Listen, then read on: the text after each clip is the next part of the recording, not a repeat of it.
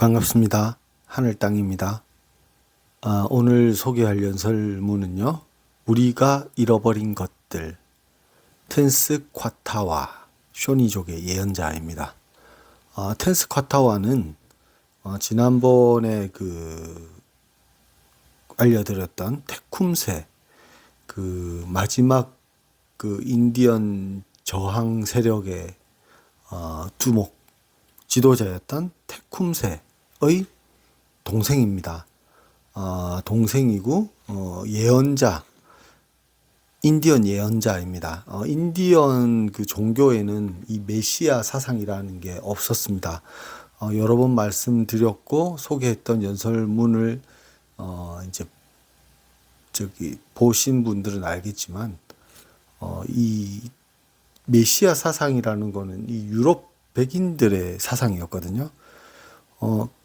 인디언 종교에는 세상의 다른 종교와는 조금 달랐죠. 그런데 인디언 사회에서도 드디어 이제 메시아 사상이 들어온 겁니다. 그만큼 그들에게는 이제 다 뺏기고 다 없어지고 더 이상 희망이 남아있지 않을 무렵에 마지막 끈처럼 나온 거거든요. 여기 나오는 텐스콰타와하고 그리고 또 잘생긴 호수, 이 사람 이름입니다. 잘생긴 호수, 또 워보카 이런 유명한 예언가들이 있습니다. 전부 다 모든 인디언 문명이 사라지는 끝자락에 나오게 됩니다.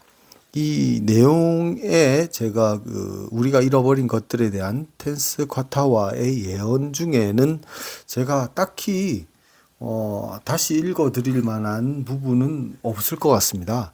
왜냐하면은 이게 전통적인 인디언의 사상도 아닐 뿐더러 그 다음에 읽어보면은 다른 연설문들에 나와 있는 추장님들 그리고 전통 사상에 크게 어긋나 있지는 않습니다. 백인들로부터 받은 문명의 이기를 모두 던지고 옛날로 돌아가야 된다. 똑같은 말을 하고 있습니다. 그리고 자연의 아버지 똑같지만 단 하나 내가 당신들을 구원할 새로운 문을 열어줄 자다.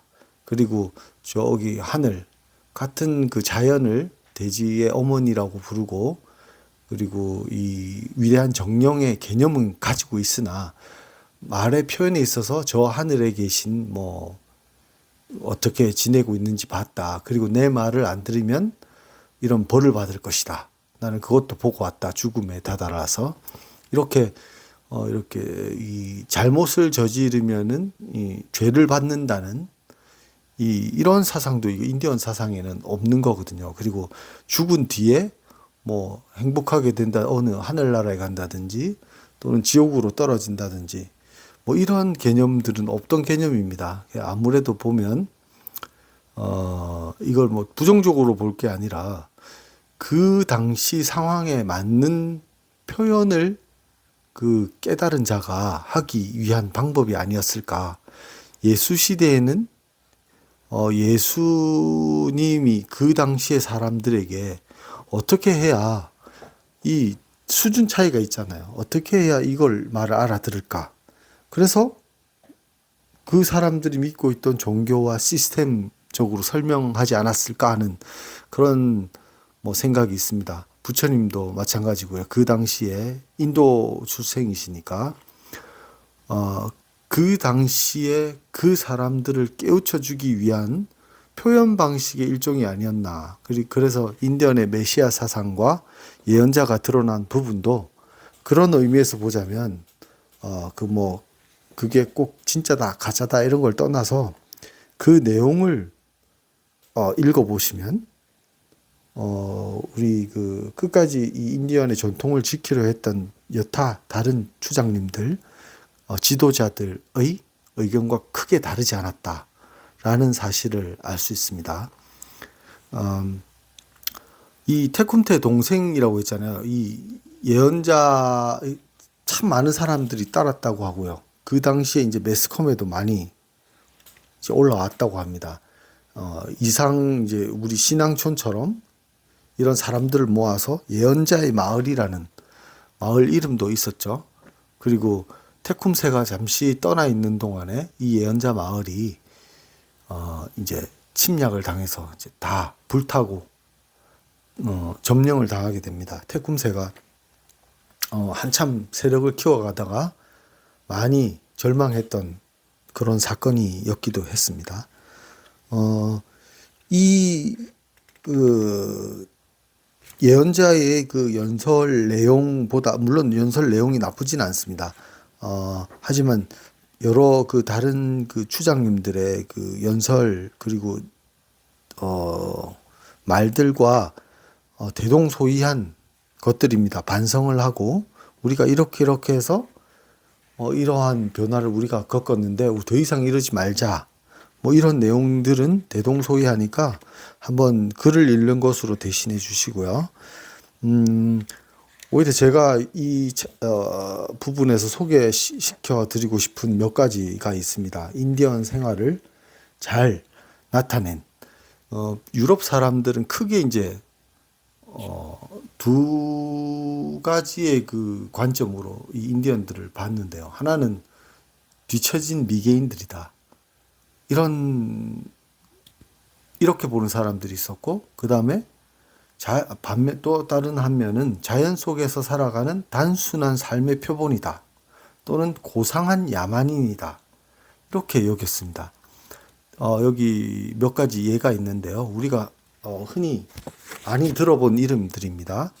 철학자 몽테뉴, 프랑스의 철학자 몽테뉴가 인디안들을 원시 상태의 순수함을 지닌 사람들로 묘사하면서 쓴 부분이 있습니다. 한번 그 부분 읽어보겠습니다.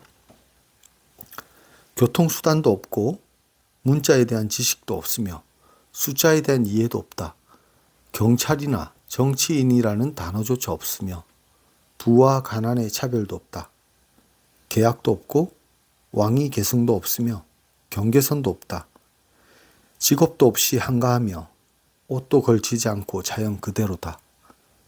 땅을 갈지도 않고 술도 마시지 않는다. 그들 사회에는 거짓, 허위, 배신, 탐욕, 시기, 욕설을 의미하는 단어 자체가 존재하지 않는다. 그들은 매우 쾌적하고 온화한 환경 속에서 살아왔기 때문에 내가 알고 있는 한 그들 중에는 병든 육체를 갖고 있는 경우가 매우 드물다. 그들은 하루 종일 춤추면서 보낸다. 젊은이들은 활과 화살을 둘러매고 들짐승을 사냥하러 나가고 여인들은 나름대로 바쁘다. 우리는 우리의 이성의 근거에 그들을 야만인이라 부를 수 있을 것이다. 하지만 야만성으로 볼 때 우리는 모든 면에서 그들을 훨씬 능가한다. 이런 말씀하셨고요. 그 다음에 네덜란드 신학자 에라스무스는 이런 말을 합니다. 지상에서 가장 행복한 종족으로 묘사를 했는데요. 황금 같은 시절을 살아온 이 단순한 종족에게는 학교의 지식이 필요 없다. 자연만으로도 그들을 안내하기에 충분하며 어떻게 살아야 할 것인가를 본능이 일깨워준다. 나쁜 행위가 전혀 존재하지 않는 그들에게 법 지식을 심어주는 것이 무슨 의미가 있는가? 좋은 법률이 많다는 것은 그만큼 나쁜 행위들이 많다는 뜻이다. 따라서 분명한 것은 그들에게 지식을 줌으로써 우리는 그들을 세상에서 가장 불행한 인간으로 만들고 있는 것이다. 불멸의 신들을 대고 분명히 맹세하건대 세상이 바보, 얼간이, 숙맥이라고 부르는 그들보다 더 행복한 인간 계층은 세상에 존재하지 않는다.